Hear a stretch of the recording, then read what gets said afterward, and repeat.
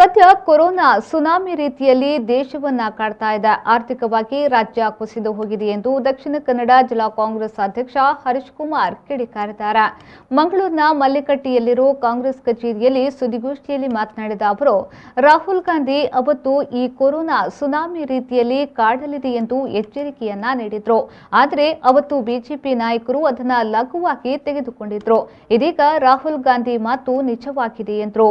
ರಾಜ್ಯದಲ್ಲಿ ಸಿದ್ದರಾಮಯ್ಯ ಸರ್ಕಾರ ಅಧಿಕಾರದಲ್ಲಿರ್ತಿದ್ರೆ ಜನರು ಬೀದಿಗೆ ಬರ್ತಿರಲಿಲ್ಲ. ಮನೆ ಮನೆಗೆ ಆಹಾರದ ಕಿಟ್ಟನ್ನ ಕೊಡ್ತಿದ್ದೆವು. ಕಾಂಗ್ರೆಸ್ ಇದ್ದಿದ್ರೆ ಪರಿಸ್ಥಿತಿ ಕಂಟ್ರೋಲಿಗೆ ಬರ್ತಿತ್ತು. ಈ ಸರ್ಕಾರ ಜಿಎಸ್ಟಿ ನೋಟ್ ಬ್ಯಾನ್ ಮಾಡಿ ಕರಾಳ ದಿನಗಳನ್ನ ಸೃಷ್ಟಿ ಮಾಡಿತ್ತು. ಮಧ್ಯರಾತ್ರಿ ನೋಟ್ ಬ್ಯಾನ್ ಮಾಡಿದವರು ಅದ್ಯಾಕೆ ಪರಿಹಾರದ ಪ್ಯಾಕೇಜ್ ಕೊಡಕ್ಕಾಗಲ್ಲ ಎಂದು ಪ್ರಶ್ನೆ ಮಾಡಿದ್ರು.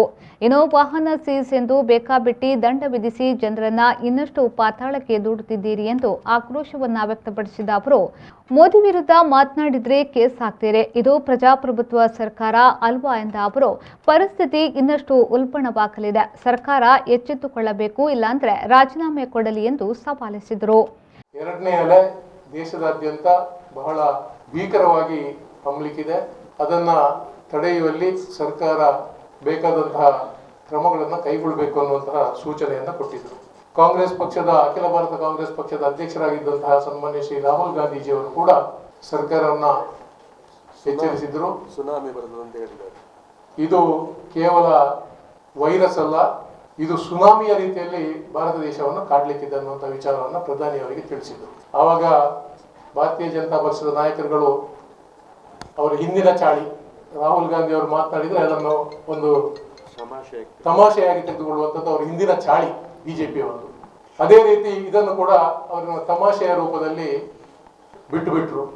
ಅದರ ಬಗ್ಗೆ ಯಾವುದೇ ಒಂದು ಕಾರ್ಯಕ್ರಮವನ್ನ ಮುಂಜಾಗ್ರತೆಯನ್ನು ತೆಗೆದುಕೊಳ್ಳಲಿಕ್ಕೆ ಸರ್ಕಾರ ವಿಫಲಾಯಿತು. ಇವತ್ತು ನಾವು ಪರಿಣಾಮವನ್ನು ಎದುರಿಸ್ತಾ ಇದ್ದೇವೆ. ಸಂಪೂರ್ಣ ಕೇಂದ್ರ ಸರ್ಕಾರ ಮತ್ತು ರಾಜ್ಯ ಸರ್ಕಾರ ಕೋವಿಡ್ ನಿರ್ವಹಣೆಯಲ್ಲಿ ವಿಫಲವಾಗಿದೆ. ಎರಡನೇ ಅಲೆಯ ಬಗ್ಗೆ ಸೂಚನೆ ಇದ್ರೂ ಅದರ ಬಗ್ಗೆ ಯಾವುದೇ ಮುಂಜಾಗ್ರತೆ ತೆಗೆದುಕೊಳ್ಳದೆ ಈ ದೇಶದ ಜನರನ್ನ ಸಂಕಷ್ಟಕ್ಕೆ ದೂಡಿದೆ. ಮಾತ್ರವಲ್ಲ, ಸಾವಿರಾರು ಜನರು ಮೃತರಾಗುವಂತಹ ಪರಿಸ್ಥಿತಿ. ಇವತ್ತು ಆರ್ಥಿಕವಾಗಿ ರಾಜ್ಯ ಬಹಳಷ್ಟು ಕುಸಿದು ಹೋಗಿದೆ. ಇವರು ಖರ್ಚು ಮಾಡಿದ್ದು 5,000 ಕೋಟಿ ಅಂತ ಹೇಳ್ತಾರೆ. 35,000 ಕೋಟಿಯನ್ನ ಕೋವಿಡ್ ನಿರ್ವಹಣೆಗೆ ಬಜೆಟ್ನಲ್ಲಿ ಪ್ರೊವೈಡ್ ಮಾಡಿದ್ದಾರೆ. ಅದು ಎಲ್ಲಿ ಹೋಯ್ತು, ಯಾರಿಗೆ ಏನು ಕತೆ ಎತ್ತ ಯಾವುದೇ ಒಂದು ಲೆಕ್ಕಾಚಾರ ಇಲ್ಲ. ಲೆಕ್ಕ ಕೇಳಿದ್ರೆ ಅದರ ಬಗ್ಗೆ ಇಂತಹ ಸಂದರ್ಭದಲ್ಲಿ ರಾಜಕೀಯ ಮಾಡಬೇಡಿ ಅಂತ ಹೇಳಿ CLP ನಾಯಕರಾದ ಸಿದ್ದರಾಮಯ್ಯನವರನ್ನ, KPCC ಅಧ್ಯಕ್ಷರಾದ DK ಶಿವಕುಮಾರ್ ಅವರನ್ನ ಪ್ರಶ್ನೆಯನ್ನ ಬಿಜೆಪಿಯವರು ಮಾಡ್ತಾ ಇದ್ದಾರೆ.